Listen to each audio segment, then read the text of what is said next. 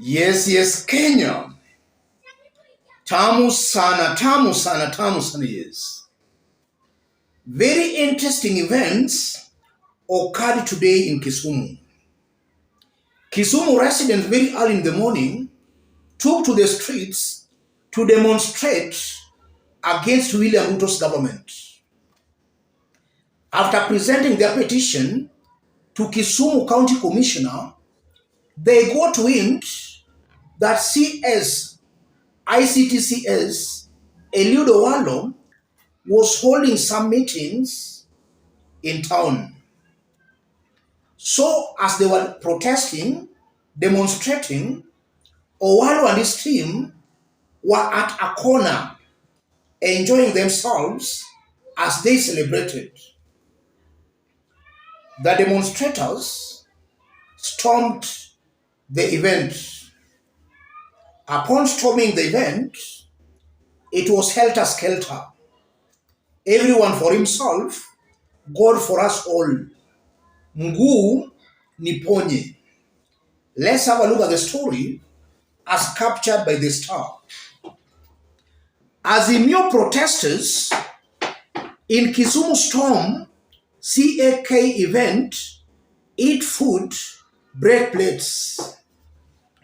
Protesters in Kisumu on Wednesday brought to a standstill the World Consumers' Rights Day celebrations in Kisumu. The event, which was organized by the Communication Authority, ended prematurely as exhibitors packed their belongings and left. The protesters had just finalized their anti-government protests in the lakeside city called for by Azimio leader Raila Odinga. The demonstrators stormed the venue to seek an audience with the ICT and the Digital Economy CS Eliud Owallo. They claimed Owallo was being used by President William Ruto to destabilize the region and go against Raila.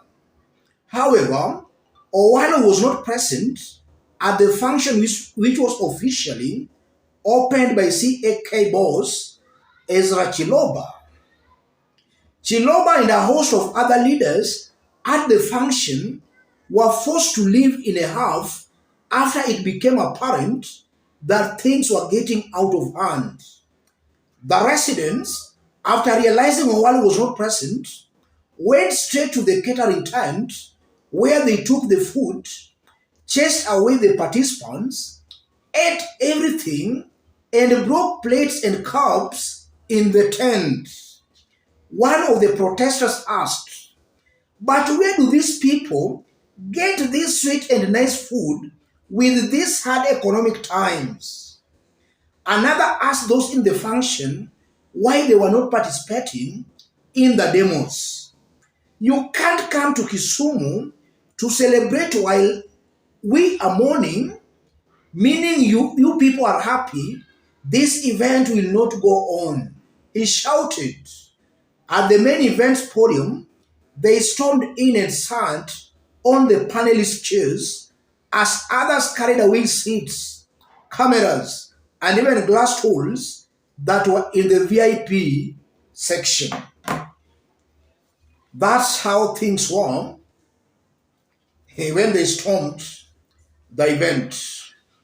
Owallo was to be the chief guest at the event, but he might have gotten some brief, so he might have skipped or he might have just left before the demonstrators stormed the event. You are seeing clearly that the demonstrators were not happy, that as they were protesting, as they were mourning, some people were celebrating, eating nice food, enjoying themselves at a corner. And one is even asking, with all these hard economic times, how comes you get this nice food? In this video, as usual, I want us to dig deep into this story for Kenyans to know the truth behind that story. If you are watching us, but you have not yet subscribed, subscribe, give this video a like. That's a warning to Nyanza rebels that their day is coming. We are seeing some world leaders joining William Ruto. That should be a warning to them. Their time is coming. The ground is not happy with them. The people are very bitter, very angry with them. They have betrayed the community for 30 silvers. We saw some leaders at State House saying they went to State House because of development. The truth of the matter, they went to State House because of their own stomachs. Their own stomachs developments, not on behalf of the people. Because it's very clear, the people do not approve of them going to State House. So everything they do, they must and should know their day will surely come. And they will meet the wrath of the people. That's one thing I'm seeing here. And I honestly believe that Owallo might have learned a lesson as a result of what happened today. And we are being told that there were no police guarding the event because almost all the policemen had been sent to guard Kisumu State Lodge. So the event had no security. That should also be a lesson to William Ruto that if Kenyans can decide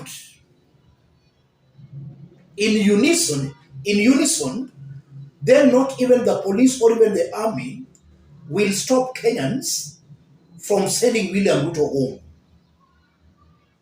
If Kenyans in unison can decide, then William Ruto will have no option but to quit.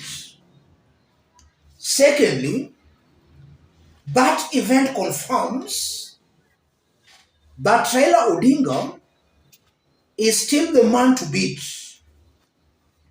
In fact, Raila's popularity might be growing in Nyanza.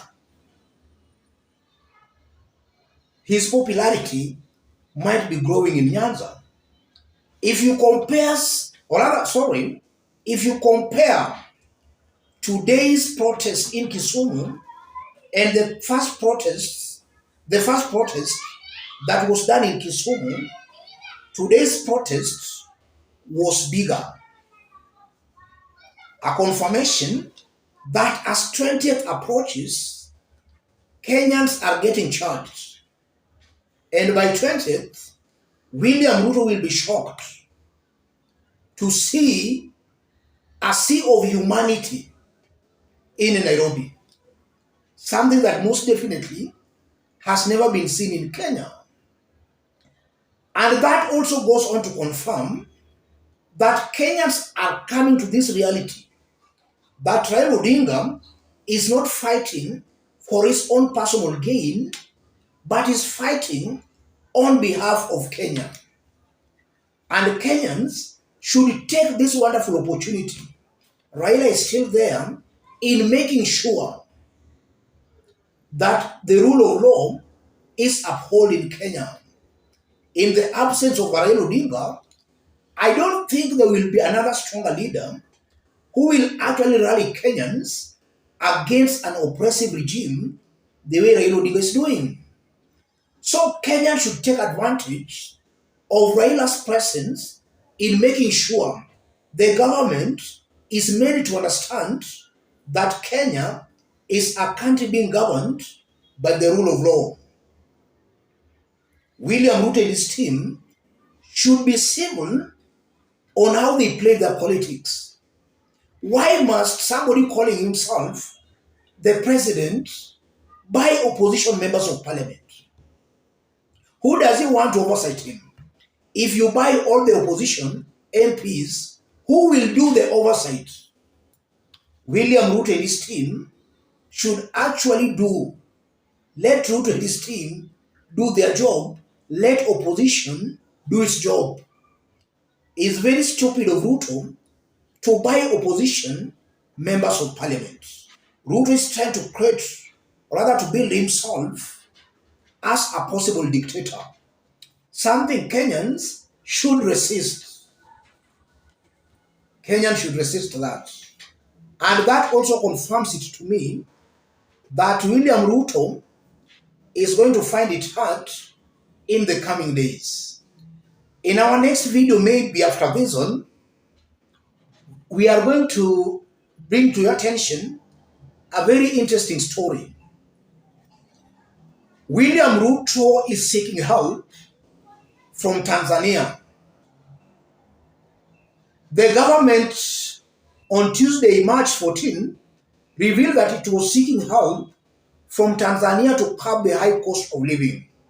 That's a story we are working on. And also we are being told that today, William Ruto appointed Rigathi Gachagwa's sister-in-law to National Gender and Equality Commission. Ruto nominates Gachagwa's sister-in-law to National Gender and Equality Commission. Those are videos we are still working on. Stay tuned by making sure you subscribe not to miss those videos. For those who want to support the forum, I've pinned my number on the comment section.